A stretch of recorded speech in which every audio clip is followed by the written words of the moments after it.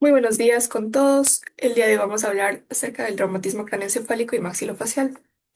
Este es un tema muy importante y muy interesante, ya que el traumatismo craneoencefálico es una de las primeras causas de mortalidad e incapacidad en menores de 45 años. Entonces, por lo cual es muy importante tanto su diagnóstico, su tratamiento de forma precoz. Em, con respecto a lo que van a ser las técnicas de estudio, tenemos varias, entre ellas se encuentra la radiología convencional. Esta, pues, su valor diagnóstico no ha sido tan específico en el caso de los traumatismos craneoencefálicos. Todavía existen como que una cierta discrepancia en ese sentido, ¿no? Porque básicamente tiene una probabilidad de encontrar una fractura apenas de un 5 a un 14% en el caso del traumatismo craneoencefálico. Es por eso que se ha considerado como indicada solo en los casos cuando amerite o se encuentre una fractura con hundimiento, una fractura abierta, un traumatismo facial, una herida penetrante, ya que esta pues no va ni a valorar ni a predecir la existencia de lesiones intracraneales. Por eso es que tiene un valor muy limitado en el caso que estamos viendo, el traumatismo craneoencefálico. En cambio, por otro lado, vamos a tener a la tomografía computarizada, que va a ser el gol estándar en este estudio, ya que este nos va a dar la ubicación exacta de las lesiones, el número de lesiones, el tipo, el volumen de la extensión de la lesión. También otra ventaja es que nosotros podemos valorar diferentes ventanas. Sí, en este caso suele preferirse lo que es una ventana ósea y una ventana cerebral para evaluar, ¿no?, el lugar de la fractura, la ventana ósea, y una ventana cerebral para ver ya la lesión eh, intracraneal en sí. Es un estudio bastante completo, ya que nos permite ver las estructuras tanto desde el agujero occipital hasta lo que es acá el vértex. Además que por otro lado es muy económica, no es invasiva, pues es muy disponible y pues se la puede hacer de forma rápida en caso de una emergencia. Por otro lado, también vamos a tener lo que son las resonancias magnéticas. En este caso, pues estas, a pesar de que no utilicen radiación ionizante, pues van a tener ciertas desventajas. En este caso, que son mucho más lentas, tienen un mayor costo a comparación de la TC, que es más económica, y pues tienen una menor disponibilidad. Sin embargo, esta ha sido considerada para ciertos casos. Por ejemplo, el diagnóstico de lesiones vasculares, también en caso de discrepancias clínico-radiológicas, es decir, cuando, por ejemplo, viene un paciente que tiene un Glasgow muy bajo, sin embargo, en la TC no sale todo normal. Entonces hay que empezar un poquito a dudar y ahí se le va a aplicar lo que es la resonancia magnética. También en lesiones del tronco encefálico, diagnóstico de secuelas postraumáticas también, que es muy común, por ejemplo, alguna afectación de algún par craneal.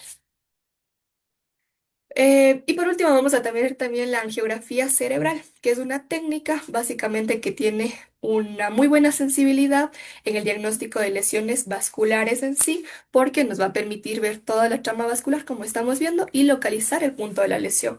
Por eso es que también tiene ciertas limitaciones, ya que utiliza radiaciones ionizantes, es invasiva, sí, esta técnica es invasiva, es mucho más costosa y pues va a precisar de un personal que esté experimentado. Esta es utilizada comúnmente para el diagnóstico de lesiones vasculares, ¿sí? En caso de alguna fístula carotidiovenosa o de algún aneurisma postraumático. Ya. Entonces, continuando con lo que van a ser las lesiones traumáticas intracraneales, nosotros podemos clasificarlas de varias formas. Podemos clasificarlas, por ejemplo, en lesiones primarias y secundarias, lesiones focales y difusas. Con respecto a las lesiones primarias, pues como su nombre lo dice, van a aparecer justo en ese instante del impacto, ¿sí? O sea, se da el impacto y aparecen instantáneamente. Estas no se van a poder evitar y van a ser consecuencia directa del traumatismo inicial. En este caso se van a encontrar las contusiones, los hematomas y lesiones axonales difusas. Por otro lado, las lesiones secundarias, en cambio, estas se van a manifestar posterior al traumatismo. Es decir, va a existir un intervalo de tiempo prolongado en el que se puede evitar la aparición de estas lesiones secundarias. Estas sí pueden ser prevenidas y en este caso se debe actuar de forma inmediata para evitar su aparición. En este caso se va a encontrar los hematomas, la tumefacción cerebral postraumática, el edema y la isquemia. Con respecto a lesiones focales y difusas, de igual forma las lesiones focales van a estar localizadas en un solo lugar, ¿no? Van a estar definidas ahí ocupando un solo volumen intracraneal. En este caso se van a encontrar contusiones cerebrales, laceraciones y hematomas. Y pues estas no suelen llegar a causar coma, sino simplemente un ligero déficit neurológico por la isquemia y destrucción tisular. Sin embargo, sí puede llegar a causar coma cuando la extensión es demasiado extensa. Con respecto a lo que son las lesiones difusas, entonces estas ya no van a estar ocupando un solo lugar, no van a estar definidas ahí, sino más bien van a estar difusas, ¿no? Diseminadas por todo el compartimento intracraneal. En este caso vamos a encontrar lo que son las lesiones axonales difusas, la tumefacción cerebral, la hemorragia subaracnoidea y la hemorragia ventricular. Por otra parte, también vamos a tener una clasificación que se le conoce como clasificación del Traumatic Coma Data Bank o TCDB. Esta se va a basar en tres factores de riesgo de hipertensión intracraneal. El primero va a ser la obliteración de las cisternas basales sin la presencia de una lesión focal existente. ¿Ya? La segunda va a ser el desplazamiento de más de 5 milímetros de la línea media. Y por último, una lesión focal de un volumen superior a 25 ml, en donde para calcular este volumen nosotros tenemos que seguir una fórmula, una técnica que va a ser ABC dividido para 2. Se multiplica AB por C y se divide para 2 para saber el volumen. Entonces, ¿cómo vamos a nosotros calcular eso? Pues A va a ser el diámetro máximo longitudinal, B va a ser el diámetro máximo en el ancho y C, pues para C hay que hacer una fórmula aparte, que va a ser, C nos va a indicar el grosor de la lesión. Entonces, ¿cómo yo calculo el grosor de la lesión? Pues vamos a hacer multiplicando el número de cortes en donde aparezca la lesión por el grosor de cada corte, ¿ya? Y esa va a ser C y todo eso se multiplica y se divide para 2. Entonces, con respecto a esta clasificación, nosotros vamos a tener 6 grados de lesión postraumática. En el uno vamos a encontrar a la lesión difusa de tipo uno. Esta, básicamente, la TC va a salir normal, o sea, no se va a evidenciar como estamos viendo aquí, todo se encuentra normal, no hay ninguna lesión evidente, ¿no? En la TC. Con respecto a al grado 2, pues vamos a encontrar a lo que es la lesión difusa del tipo 2. Aquí ya van a existir lesiones, como estamos viendo aquí, inferiores a 25 ml que pueden desplazar la línea media eh, menor o igual a 5 milímetros y las cisternas basales no van a estar colapsadas, sí van a estar visibles aquí en el tipo 2. En cambio, en lo que va a ser en el grado 3, en la lesión difusa del tipo 3, aquí ya no va a haber ni tercer ventrículo, está colapsado, no hay también las cisternas basales, están completamente obliteradas y puede existir lesiones focales inferiores a 25 ml. De igual manera, desplazamiento de la línea media menor o igual a 5 milímetros. Puede existir. Con respecto a lo que van a ser las lesiones difusas del tipo 4, vamos a encontrar que la línea media ya va a estar desplazada, como observamos aquí, más de 5 milímetros. ¿Sí? No van a existir lesiones focales asociadas con un volumen superior a 25 ml. En la lesión focal evacuada de tipo 4, como su nombre lo dice, esta ya va a estar evacuada. Entonces, de lo que nosotros observamos en una TC previo a la evacuación, aquí estaría la lesión, ¿no? Posterior a esta, nosotros ya vamos a observar que está evacuada, ¿sí? Entonces hay una lesión focal evacuada quirúrgicamente que básicamente es independiente del volumen que tenga.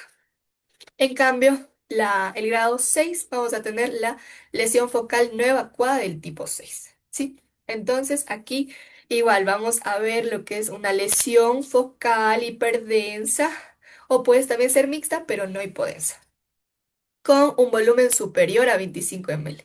Como estamos viendo aquí, que es superior a 25 ml, en la cual no va a estar evacuada. Ya, también vamos a tener tipos específicos de lesiones traumáticas intracraneales, que son de mucha importancia. En este caso, comenzaremos con el hematoma epidural. Esta, como su nombre lo dice, va a estar localizado en el espacio epidural, es decir, en el espacio que se encuentra entre la tabla interna del cráneo y lo que va a ser la dura madre.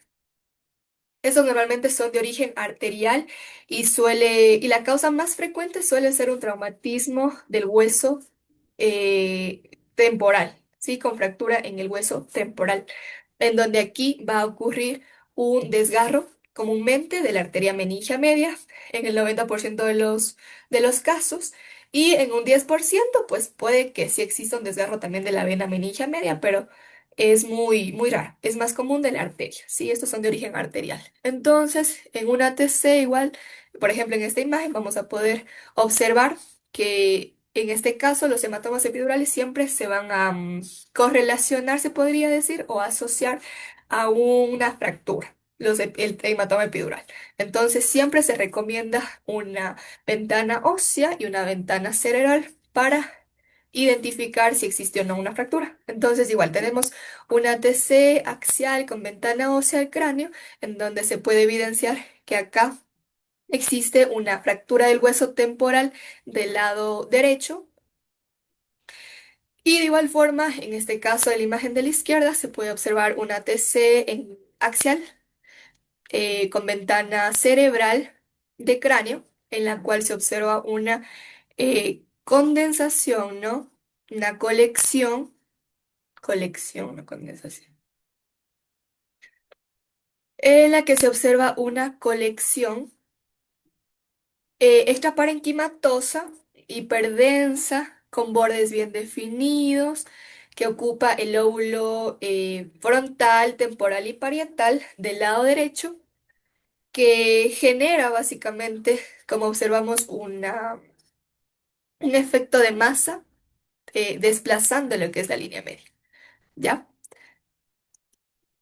De igual forma, entonces nosotros en la TC, como les mencionaba, vamos a ver una colección extraparenquimatosa, bien delimitada, de forma biconvexa. Eso es muy importante ya que esa es la característica del hematoma epidural, que es de forma biconvexa por la resistencia que se genera ahí, por la dura madre.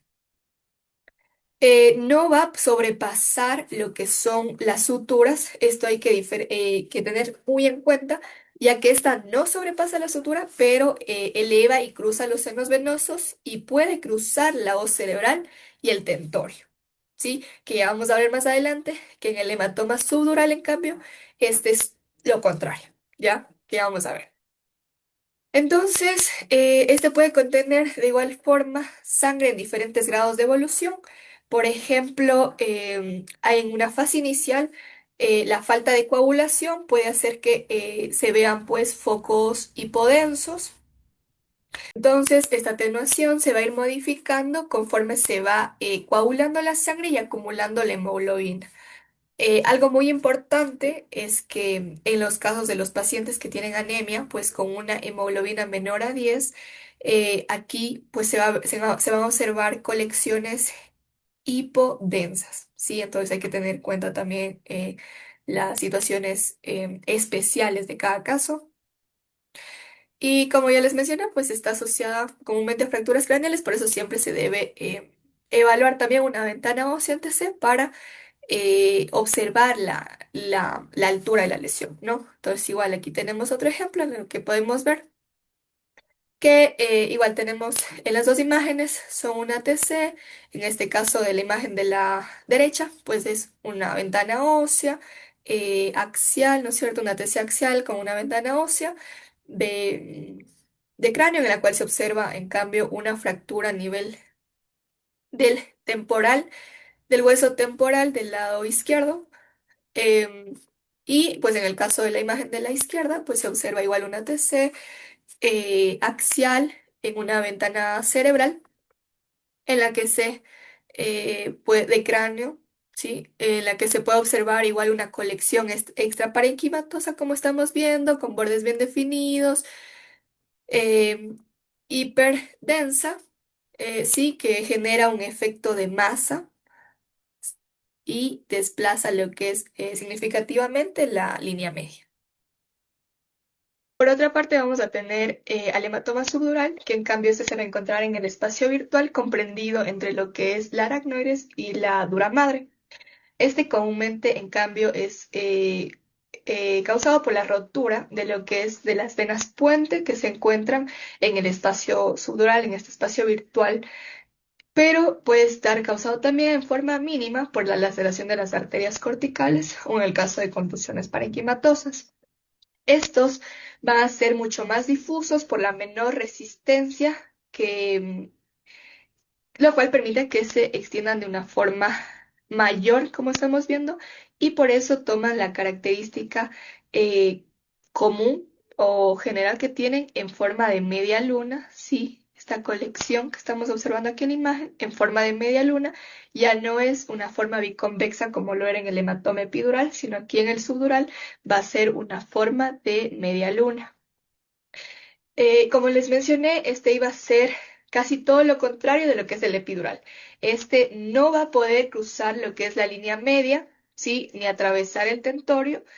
Eh, Sin embargo, pues van a estar limitados solo a lo que es la hoz cerebral.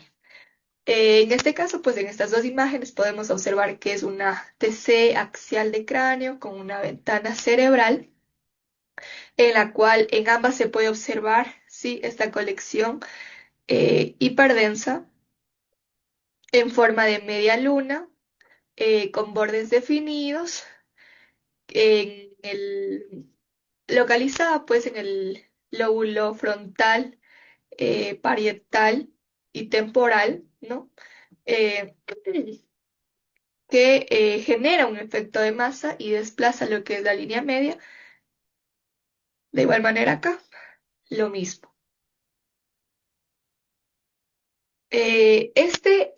Comúnmente el hematoma subdural se va a clasificar en función al tiempo de evolución desde que sucedió el traumatismo. Se lo puede clasificar en un hematoma subdural agudo, subagudo o crónico.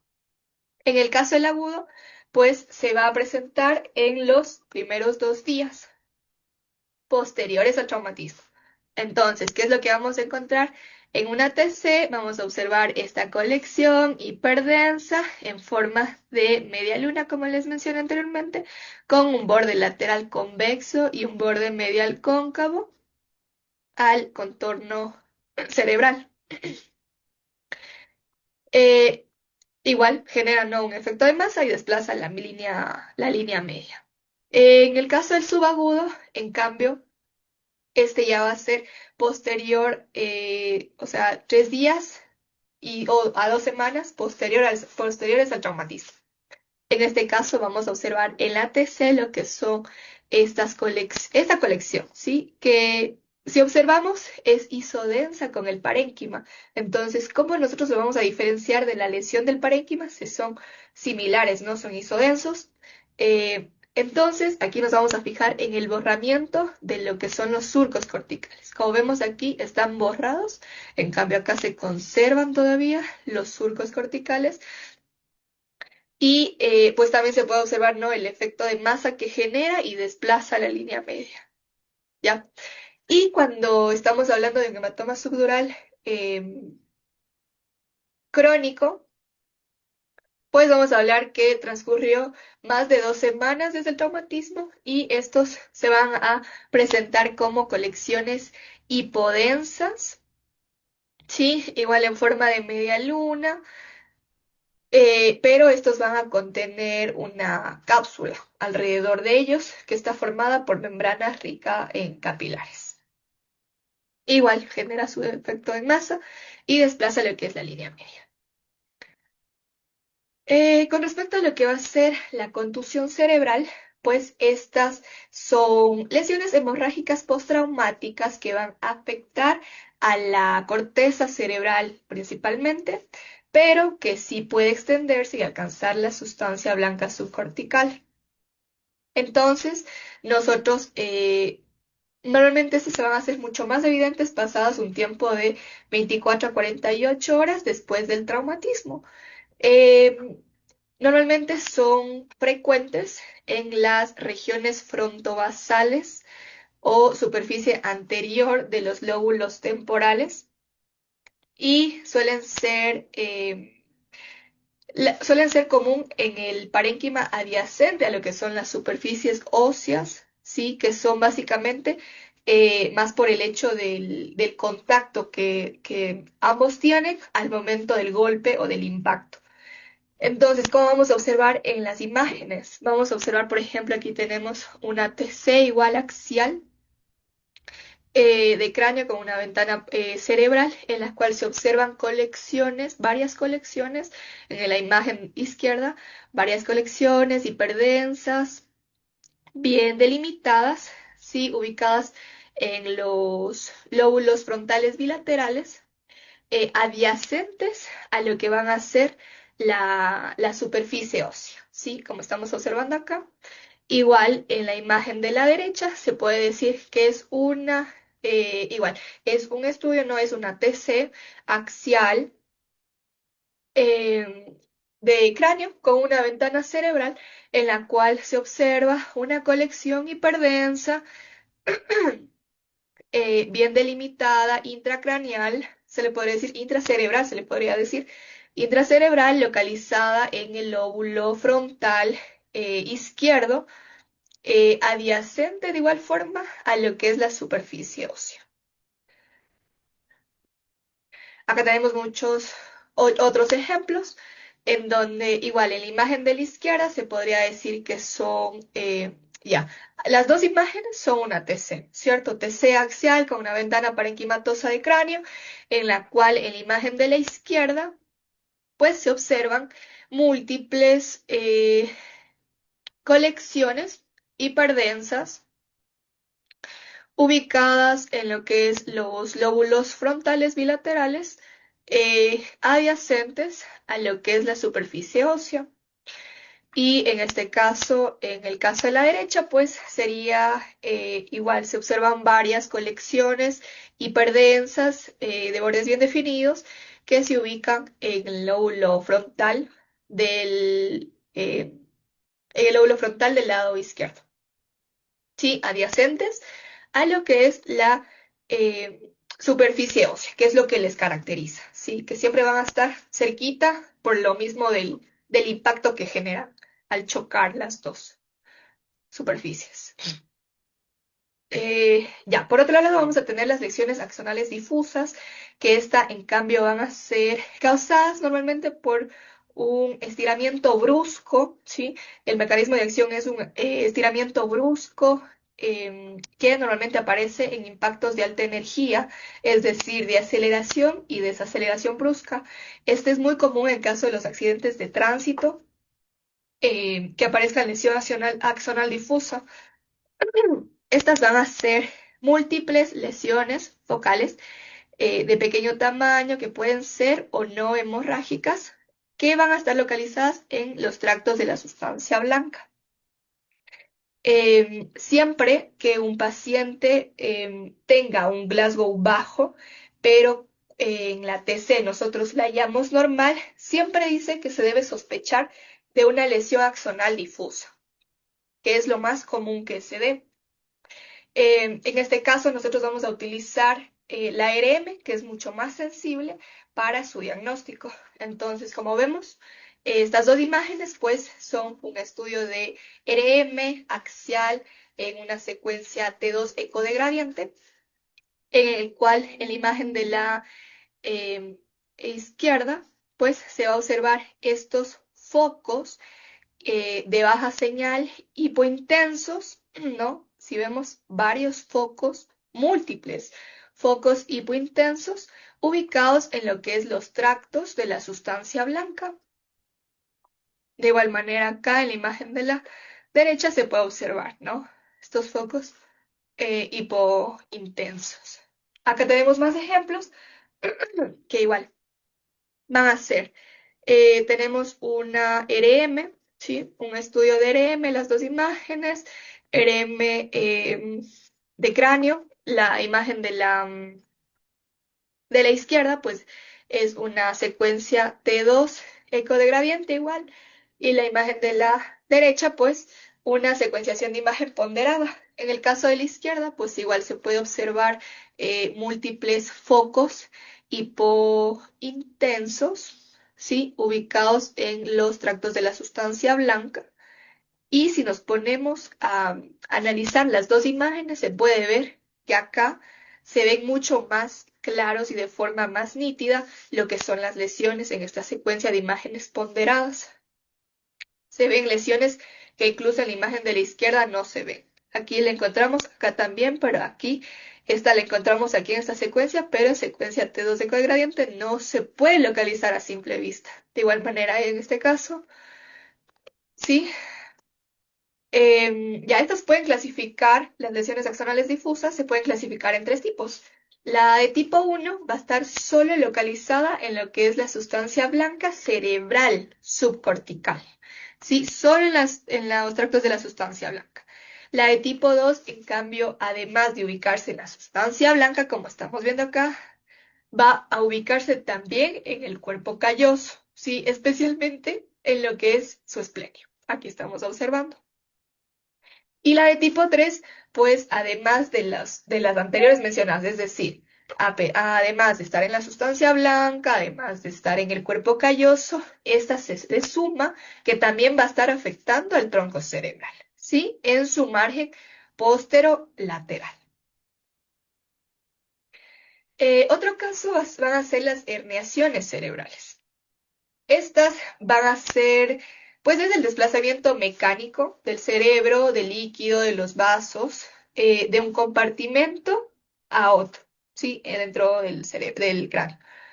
Estas normalmente, las herniaciones cerebrales son consecuencias secundarias más frecuentes de lesiones expansivas, ¿sí? Que crecen rápidamente y de igual, la gravedad de la herniación pues va a depender mucho de la intensidad y la rapidez del efecto de masa que genere la lesión que les está haciendo provocar la herniación, se podría decir. Menciona que cada herniación también puede producir un tipo específico de infarto. Una de ellas vamos a tener la herniación transtentorial descendente unilateral o del uncus. ¿Sí? En esta va a existir un desplazamiento del lóbulo medial de la porción medial del lóbulo temporal. ¿Ya? En este caso va a existir un colapso del asta temporal y de la cisterna ambiens homolateral del mismo lado de la lesión, pero del mismo lado de la lesión. Y pues la herniación del uncus dice que se puede asociar a infartos localizados en el tentorio de la arteria cerebral posterior y de la coroide anterior. En este caso podemos ver esta imagen que de igual forma es una TC axial en la cual se puede observar que existe acá, si observamos, es una colección hiperdensa en forma de media luna, ¿sí? En los lóbulos frontal, temporal y parietal del lado izquierdo, en el cual este hematoma subdural derecho va a estar eh, generando lo que es la herniación, ¿ya? Entonces, ¿qué es lo que va a provocar el edema, todo que lo está rodeando? Son los responsables de la herniación y se puede observar que hay una em, borración sería o un colapso de lo que es el asta temporal ipsilateral de este mismo lado de la lesión. ¿Sí? Y por ende va a existir una dilatación del asta temporal del otro lado contralateral como una compensación, se podría decir, que estaría aquí. Entonces acá se encuentra colapsada y acá se encuentra dilatada como mecanismo compensatorio. También se puede observar acá en la flecha verde lo que es la dilatación de la cisterna prepontina, aquí. Y también se observa la persistencia de las cisternas supracelares que están aquí. Ya. Por otro lado, vamos a tener la herniación subfalcial, que está en el caso de las imágenes, como estamos viendo, pues en el caso de la imagen de la izquierda, se va a observar es una RM axial de cráneo en una secuencia T2, en la que se observa una hernia subfalciana izquierda por lesiones ocupantes de espacio y edema, en este caso sería del lado derecho. Entonces, esta lesión que está acá en el lado derecho, ¿sí? Va a ocasionar la herniación subfalciana izquierda. Estamos observando acá. Entonces, ¿qué es lo que nosotros vamos a observar? El colapso del asta frontal del ventrículo lateral, igual la obliteración del atrio del ventrículo lateral y la desviación del septum pelúcido, como estamos viendo aquí. ¿Ya? En el caso de la imagen, en cambio, de la derecha, pues se observa que es una TC axial de cráneo, igual una ventana cerebral, en la cual se observa una hernia falciana derecha, en cambio, por un hematoma epidural. Sí, aquí vemos entonces esta colección que mencionábamos, hiperdensa, en forma biconvexa, con bordes definidos, extraparenquimatosa, que está generando este efecto de masa, desplazando la línea media y por ende generando esta hernia subfalciana. Estamos viendo aquí, igual hay colapso del asta frontal del ventrículo lateral, del atrio del ventrículo lateral y desviación del septum pelúceo. Ya. Entonces, pasando a lo que son los traumatismos maxilofaciales, tenemos fracturas aisladas de la cara, entre ellas se van a encontrar las fracturas nasales, que son las más frecuentes que se encuentran, y esto es más por su posición prominente que tiene y su doble estructura, sería el esqueleto óseo y uno cartilaginoso. Para el estudio de las fracturas nasales se recomienda entonces radiografías en una proyección lateral, que es donde se va a ocurrir la separación básicamente de los fragmentos, ya que se producen a nivel del plano sagital. Sin embargo, cuando existe sospecha de otras fracturas, pues se recomienda recurrir a una TC para un diagnóstico más preciso, ¿no? Y de localizar dónde se encuentran con exactitud las fracturas. Normalmente aquí se va a evaluar cuando existe una fractura nasal, el número de fragmentos, si existe o no desviación lateral de la nariz, descartar la existencia de fracturas septales, por ejemplo, en caso de un hematoma, porque si no se hace el diagnóstico precoz de este, puede producir necrosis del tabique nasal e infecciones. Entonces, como estamos viendo aquí, es una radiografía en una proyección lateral en la cual se observa una fractura a nivel de los huesos nasales, sí, una fractura lineal simple, no desplazada, sí, del hueso nasal. De igual manera, acá se encuentran, tenemos las dos imágenes que son unas radiografías en una proyección lateral, en la cual en la imagen de la izquierda se observa una fractura a nivel de los huesos nasales, en este caso del lado derecho. eh, Sería una fractura oblicua, simple, desplazada, ¿sí? Desplazada de los huesos, en el hueso nasal. De igual manera, en la imagen de la derecha se puede observar una fractura, ¿no?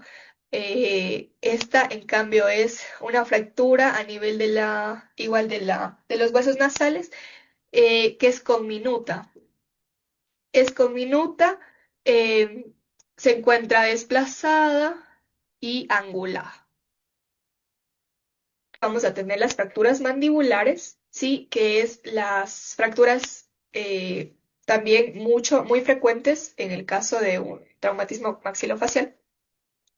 En este caso vamos a tener hallazgos clínicos como asimetría facial, la maloclusión, también una movilidad anormal de la mandíbula, ¿sí? Eh, Van a existir un orden de prevalencia donde mencionan que es más común las fracturas en el cuerpo, le siguen las del ángulo, posteriormente las del cóndilo, las parasinficiarias, la rama de la rama, en el caso alveolar, apófisis coronavides y sinficiarias. En este caso estamos observando esta radiografía frontal de la mandíbula, ¿sí? En la cual se observa una fractura a nivel acá del cuello de la mandíbula, ¿sí? En el lado izquierdo. Aquí tenemos otro ejemplo en el cual igual es una radiografía frontal de la mandíbula, en la cual se observa igual una fractura, ¿no? Parasinficiaria se podría decir, del lado izquierdo. Aquí está. Ya, con respecto a las fracturas de la órbita, pues aquí en este caso siempre se va a recomendar hacerse una TC, ¿sí? Con una reconstrucción de 1,25 milímetros o pueden ser menores, ¿sí? Es para eh, una mayor, una mayor seguridad de las lesiones, ¿no? Mayor exactitud de las lesiones en este caso.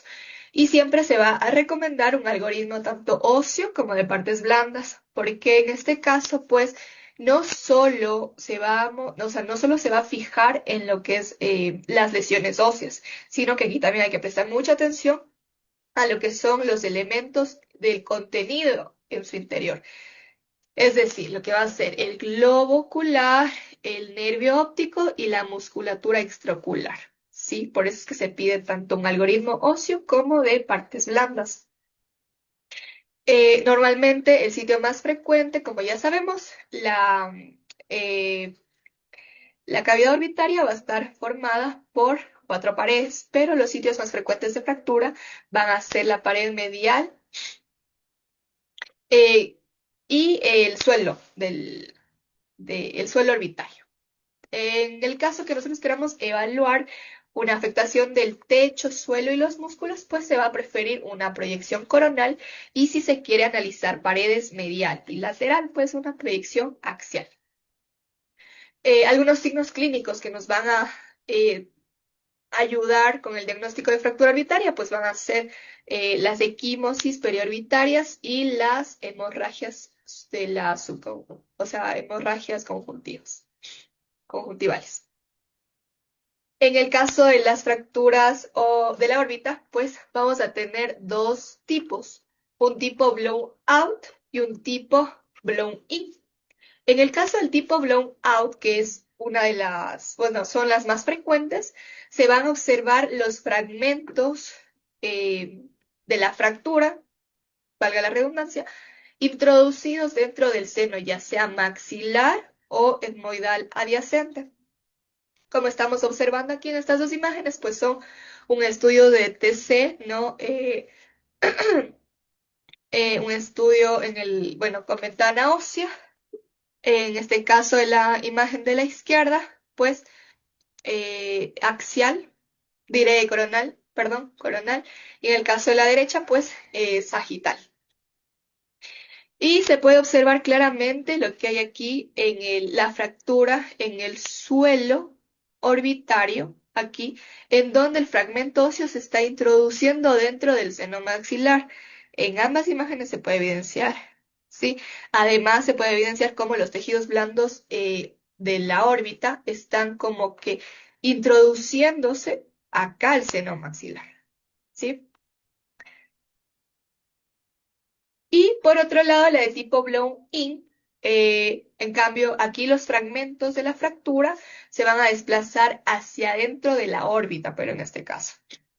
Igual, tenemos los estudios en estas imágenes de TC. En el caso de la imagen la primera imagen de la izquierda se puede observar en una TC axial con ventana ósea, en la cual se observa acá una fractura del techo de la órbita, ¿sí? Que estamos viendo que se introduce el fragmento óseo dentro de la cavidad orbitaria.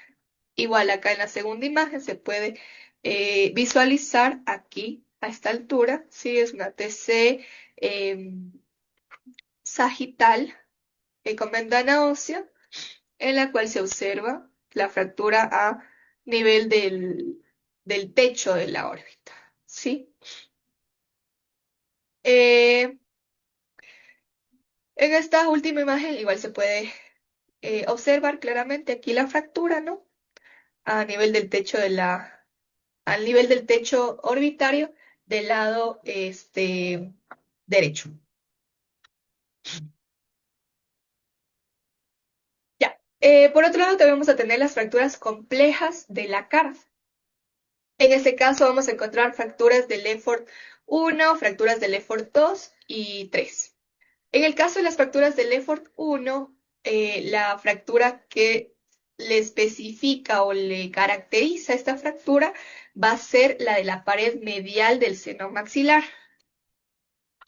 Esta, comúnmente, si observamos en esta imagen, esta, pues normalmente la línea de fractura va a discurrir horizontalmente por encima de los procesos alveolares del maxilar, si vemos aquí, entonces va a involucrar fracturas de la pared medial y lateral y anterior del seno maxilar y pterigo maxilar. Entonces, en esta imagen se puede observar lo que es la fractura. En este caso son fracturas bilaterales de la placa pterigoidea y también fracturas conminutas a través de los senos maxilares, como estamos viendo aquí.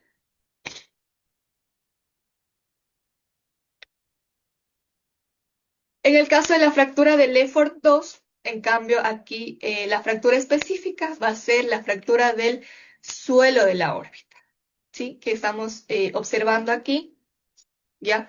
Que es muy característico aquí, en estas imágenes. Igual, normalmente el trazado de estas fracturas van a tener una forma piramidal, como estamos observando en la imagen, con la base de la parte inferior de la cara a nivel del tercio medio del maxilar, se podría decir, y el vértice, pues, se va a encontrar acá en la sutura frontonasal.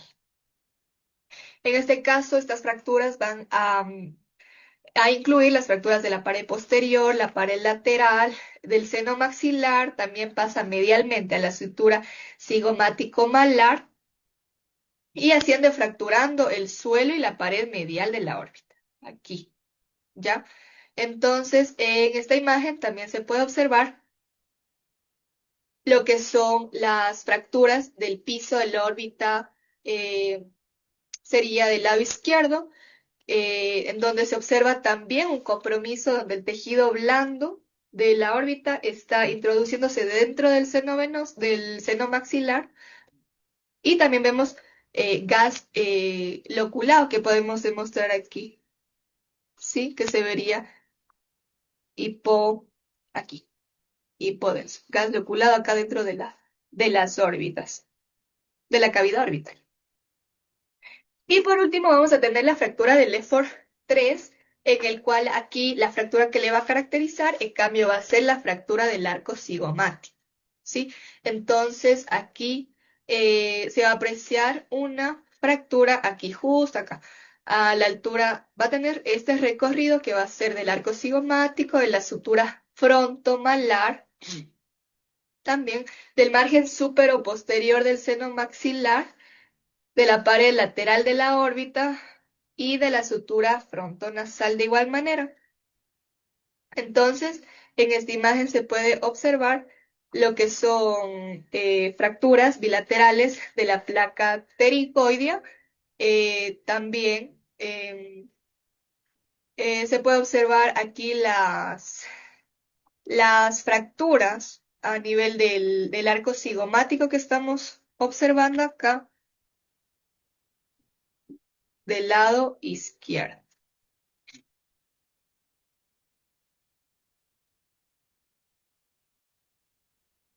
Por otra parte, también vamos a tener las fracturas naso-orbito-etmoidal, ¿ya?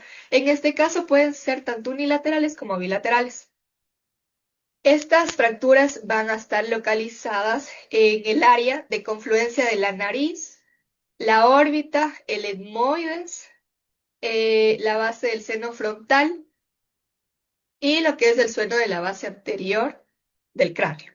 Entonces, para este caso vamos a tener una clasificación de Markowitz y Manson, en la cual tenemos tres clases, ¿no?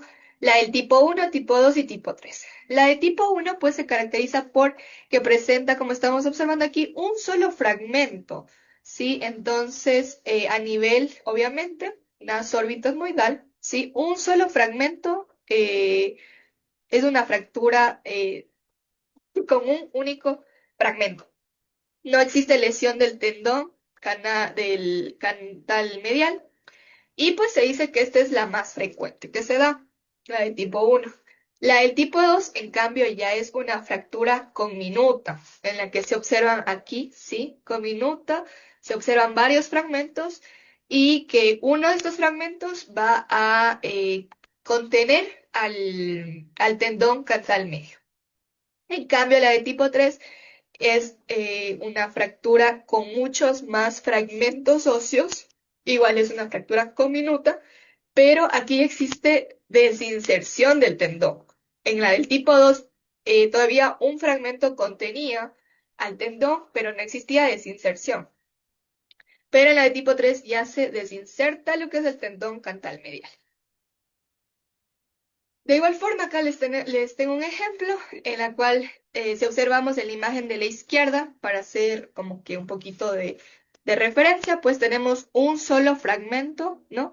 Entonces diríamos que es del tipo uno porque tiene un solo fragmento. Aquí el tendón no va a estar afectado, sino va a estar muy bien.